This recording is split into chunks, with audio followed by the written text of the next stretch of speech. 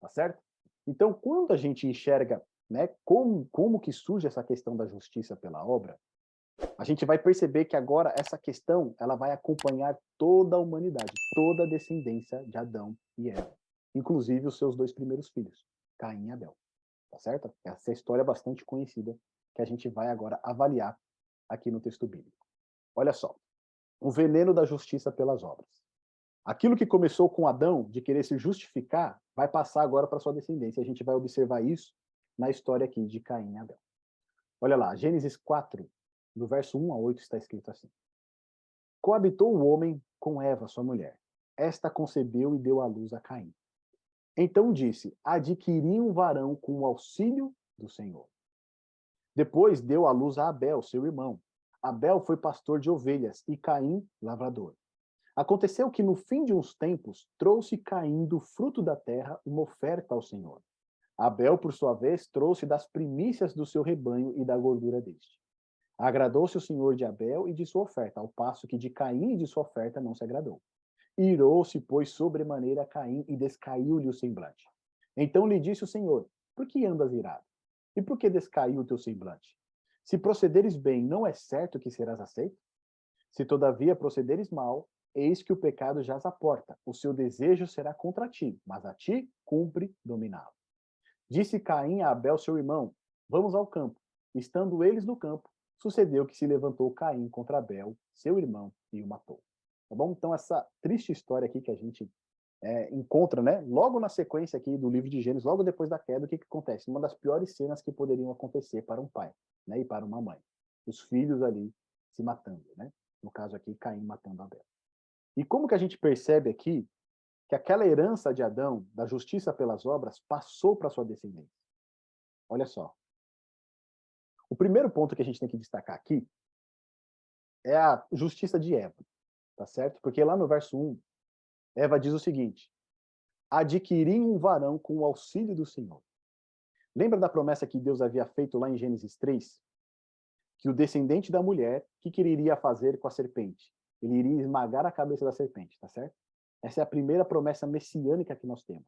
É a primeira promessa apontando para Jesus, que viria para destruir as obras do diabo e, por fim, destruir o próprio diabo. Quando Eva aqui, ela engravida e ela dá à luz, ela pensa que esse filho que nasceu já é o descendente, tá certo? Ela pensa que esse primeiro filho que está nascendo aqui, no caso Caim, já vai ser aquele que vai esmagar a cabeça da serpente. E aqui nessa tradução ela diz assim, né, adquirir um varão, mas o certo seria adquirir o varão com o auxílio do Senhor. Esse o varão significa o quê? Adquirir o descendente que Deus havia prometido. Tá certo? É essa a esperança que ela coloca aqui em Caim. Só que qual que é o problema aqui de Eva? Ela diz, adquirir o varão com o auxílio do Senhor. Ou seja, eu tive participação nisso. O Senhor me ajudou e agora veio o descendente prometido para acabar com as obras do diabo. Percebe? Só que, de novo aqui, nós temos uma justiça pelas obras o quê? Parcial. Porque Eva, ela não pode dizer que ela deu à luz ao varão. Mas ela diz, dei à luz ao varão com o auxílio de quem? De Deus. E é engraçado isso, né? Que muitas vezes nós também agimos dessa maneira. Nós fazemos algo de bom, nós tributamos isso a Deus, mas nós queremos também ter a nossa parte, né? Não, eu colaborei com isso. É essa atitude que Eva está tendo aqui, né? Eu adquiri com a ajuda de Deus, tá certo? Essa é uma justiça pelas obras parcial. Agora eu pergunto, será que essa justiça serve? Não, né? A única justiça que serve é a justiça de Deus. É ele que opera.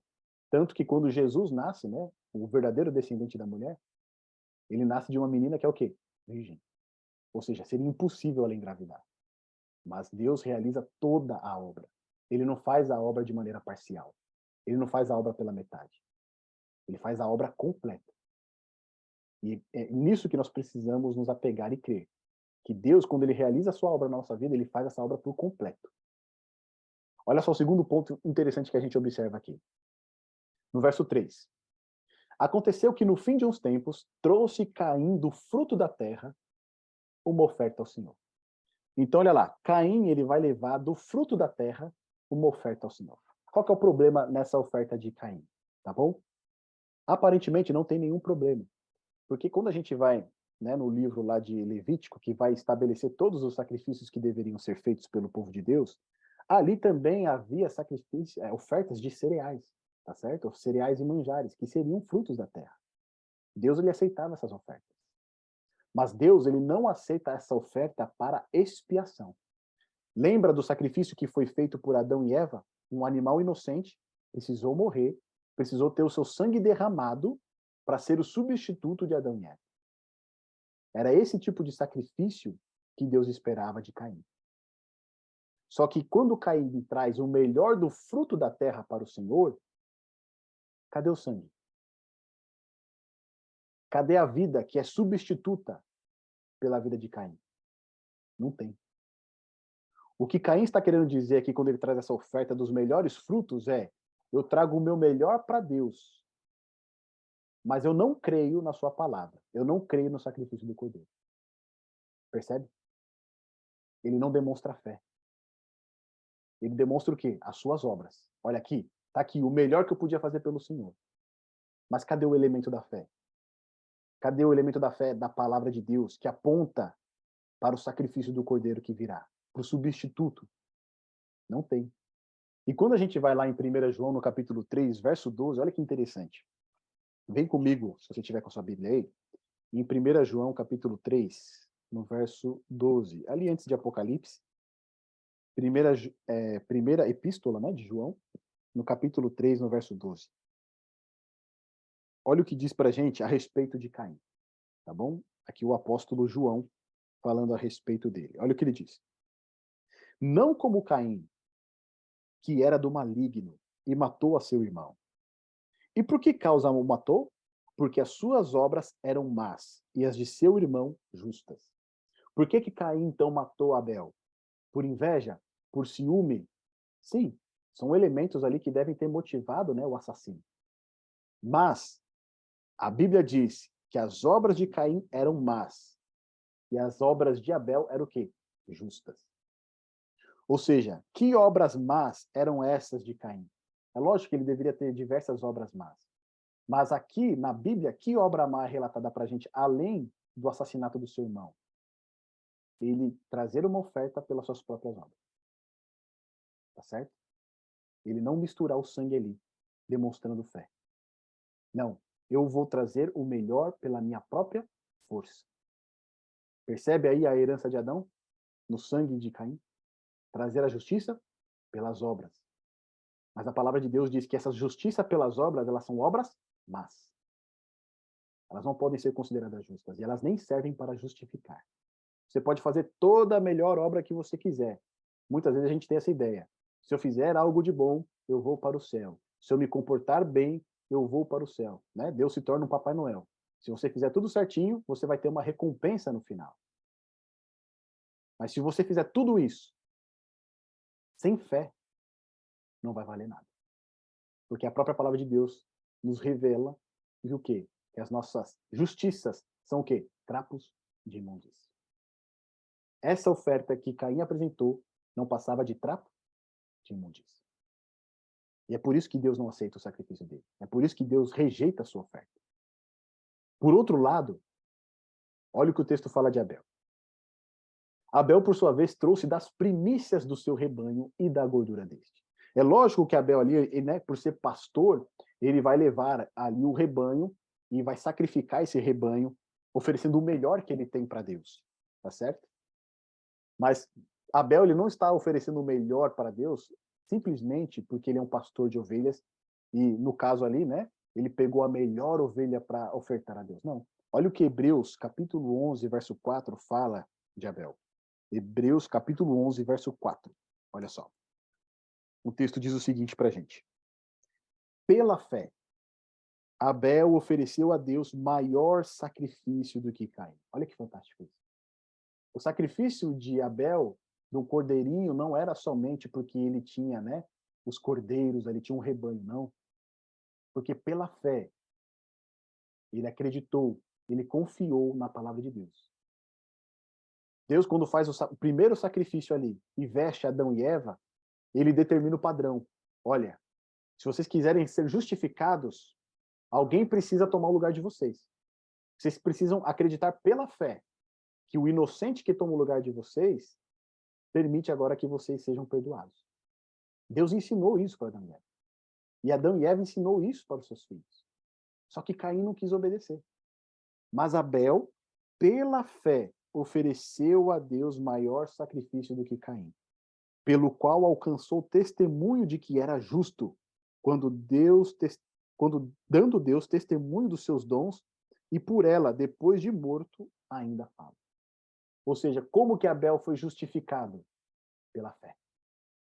Pela fé, ele acreditou na palavra de Deus. Se Deus pede, então, um sacrifício de um cordeiro inocente no meu lugar, para eu ser perdoado, eu vou oferecer, então, um cordeiro. Pela fé, Abel acreditou e ofereceu um sacrifício maior do que Caim. Não porque o cordeiro era melhor do que, né, os frutos que Caim levou. Não, mas porque ele tinha fé. Fé na palavra de Deus. A justiça de Abel é uma justiça pela fé. Abel traz o seu melhor para Deus, expressando fé na sua palavra e também no sacrifício do cordeiro. Percebe a diferença entre um e o outro aí? Um quer ganhar o quê? O favor de Deus, quer ser justificado pelo seu melhor. Abel quer ser justificado pela fé, obedecendo aquilo que a palavra de Deus diz. Não é fantástico isso? A gente pode tentar fazer o melhor para Deus, entregar o nosso melhor, a nossa melhor obediência, mas se não for pela fé, não vai passar de trapo de imundícia. Por outro lado, uma fé simples na palavra de Deus, essa sim é aceita. Essa sim nos torna justos, assim como Abel foi justificado.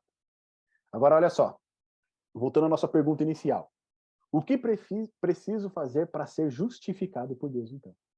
O que nós precisamos fazer, de acordo com esse estudo que nós fizemos? Confiar plenamente na palavra de Deus, porque é ela que nos traz a justiça. Nós não temos o que fazer para nos tornarmos justos, a não ser, pela fé, crer que a palavra de Deus ela é verdadeira. Se a palavra de Deus diz que em Cristo nós temos nossos pecados perdoados, nós podemos crer nessa palavra. E se nós cremos nessa palavra e aceitarmos Jesus como nosso Salvador, nós seremos justificados. Se a palavra de Deus diz que Ele mesmo vai escrever a sua lei no nosso coração, nós temos que crer nessa palavra. E crendo pela fé nessa palavra, a lei de Deus vai ser escrita no nosso coração. Nós iremos poder obedecer, nós iremos poder servir a Deus. Não pela nossa própria força, mas pelo poder de Deus. Porque a palavra de Deus diz que isso vai ser realizado para aquele que crê.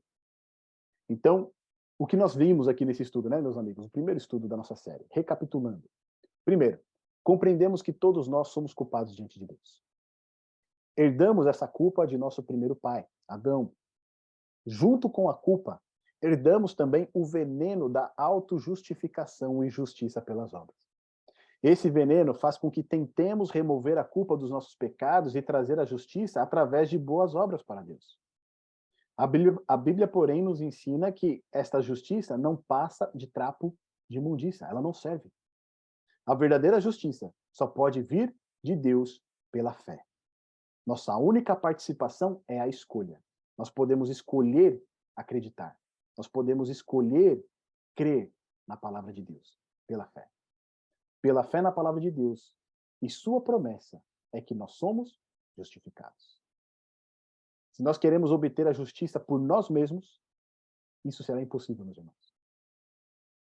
Nós não precisamos querer agradar a Deus. Nós não precisamos fazer algo para ter o favor de Deus. Porque Deus, ele já nos ama, ele já cuida de nós.